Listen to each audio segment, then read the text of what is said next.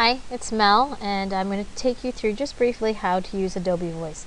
Now, Adobe Voice is a free app for your iPad, so I'm in the App Store right now. I'm just going to show you where to find it and what it looks like.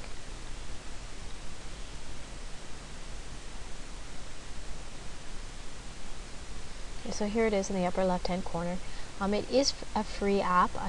We are limited because it's on the iPad only, but I'll still take free any day. So let's open up Adobe Voice. So when you open up Adobe Voice, you have three tabs at the top: Explore, Projects, and Shared. Explore is where you see when you make a video on Adobe Voice, you can decide whether to keep it private or whether to post it publicly. Adobe Voice hosts all these videos, so if you decide to keep it public, it might show up on one of these. If you click on Projects, it will share any what will happen show up is any videos that have been made on the device. If you're using school iPads, all different kids can sign in with different ideas, but all their projects will still show up here. And shared is anything that you have shared.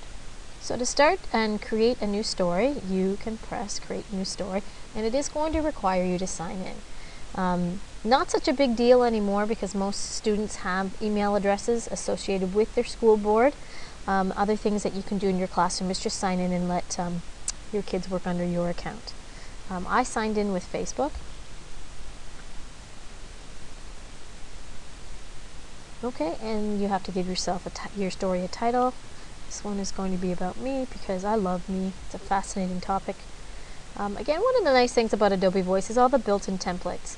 So show and tell, share a growth moment, teach a lesson, depending on what you're using it for with your students. Just to keep it easy, we are going to choose Make Up My Own. Pick this one. Okay. Adobe Voice kind of works like PowerPoint. It's kind of like a slideshow you create and then narrate over top, and it's turned into a movie. So down at the bottom you can see the plus sign there. You can add your slides at the bottom. Okay. Up at the top here we have layout. That's how you choose the layout of your slide.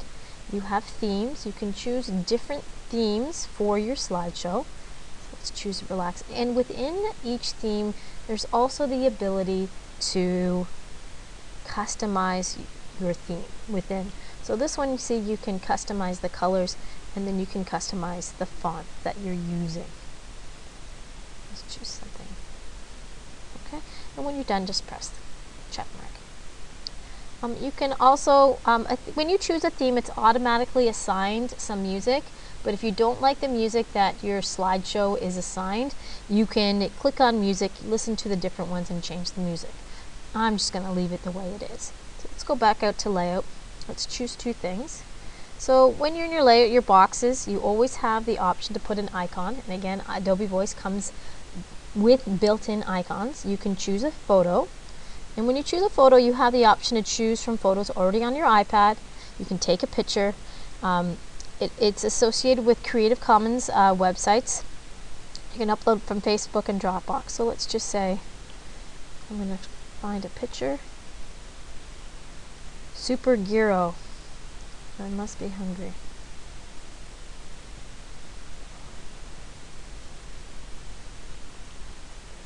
There we go.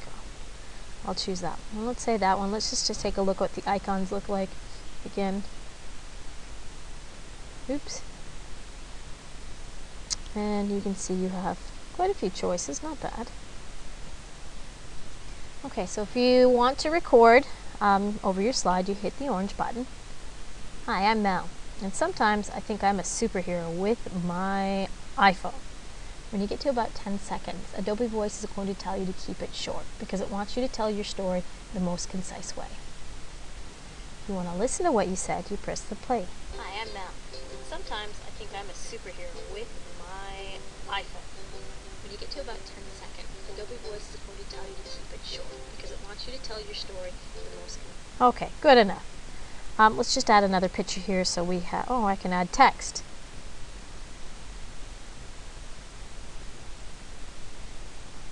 Okay, this slideshow is all about me, me, me.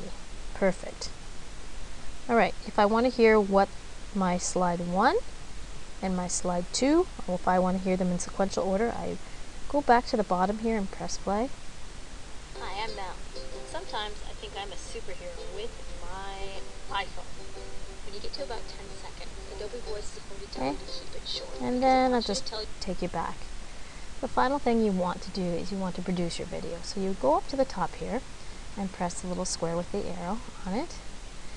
And then for many of our students, it depends on what you're using it for. You may decide to keep your slideshow, your video public, or you may want to keep it private. So you switch that on or off as you seem fit. You might want to share it on Facebook, by email, share on Twitter, save it to the camera roll of the iPad, which is probably what I get most of my students to do. Another important feature, let's just say I'm sharing it to camera roll, when the slideshow is done, what it automatically does in Adobe Voice is it cites all the images and the icons you've used in your presentation if they come from Adobe Voice. Obviously, if it comes from your iPad, it's not going to cite it. But I think that's a nice feature for our students, modeling the appropriate and the ethical use of technology. So if you're using an image, that you cite it.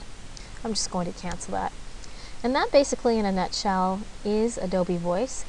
We had our grade 8s using it today, and they seem to really like it. So I hope you enjoy it.